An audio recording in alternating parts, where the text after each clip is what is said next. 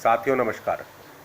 साथियों 2021 के बजट का भारत की जनता बहुत बेसब्री से इंतजार कर रही थी, लेकिन जब ये बजट हुआ तो हम सबको बहुत निराशा हुई है, क्योंकि ये बजट आम लोगों को और ना को अर्थव्यवस्था, जो भारतीय अर्थव्यवस्था मंदी का शिकार है, उसको कोई गति देने में सक्षम है।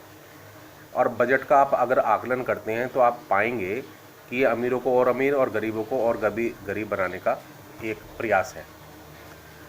और आप पूरे बजट को ये देखेंगे कि लगातार ऐसा लग रहा है जैसे जो सरकारी संपत्तियां हैं और ये जो हमारे एक असेट्स थे भारत सरकार के, उनको धीरे धीरे बेचने का काम हम करने का प्रयास कर रहे हैं।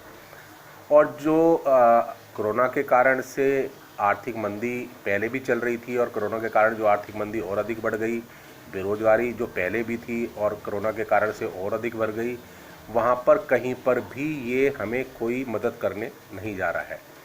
इस पूरे बजट के अंदर रोज़गार के ऊपर कुछ नहीं, कोई हमें लाभ नहीं मिलता हुआ नज़र आ रहा।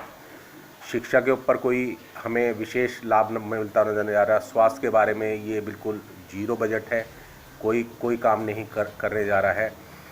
और जो बजट गिर रही आर्थिक व्यवस्था को, जो गिर रही है भयंकर तरीके से आर्थिक व्यवस्था गिर रही है, उसको कहीं मजबूत करता हुआ, ऊंचा करता हुआ नज़र नहीं आ रहा। जब तक आर्थिक व्यवस्था, जो आर्थिक हमारी व्यवस्था है, जब तक वो ठीक नहीं होगी तो हमारा रोज़गार का भी मामला नहीं बनेगा। तो मैं तो यही कहना चाहूँगा कि ये बजट जो है भारत के किसानों, मज़दूरों, युवा छात्र और मध्यम वर्ग को निराश करने वाला बजट है।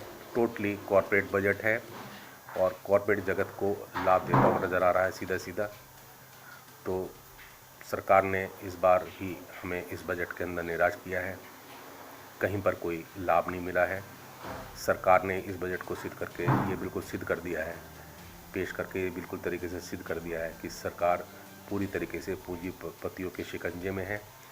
और जितने भी सरकार अपनी जिम्मेदारियों से, सरकारी उपक्रम जितने भी चल रहे हैं उनसे, उनका निजीकरण करने की दिशा में उनका ये और तेज़ चलता हुआ कदम है। और धीरे धीरे सरकार सभी चीज़ों को निजी क्षेत्र में डालकर पूरी व्यवस्था को निजीकरण में डालना चाहती है और अपनी सभी जिम्मेदारियों से पल्ला झाड़ना चाहती है। धन्यवाद।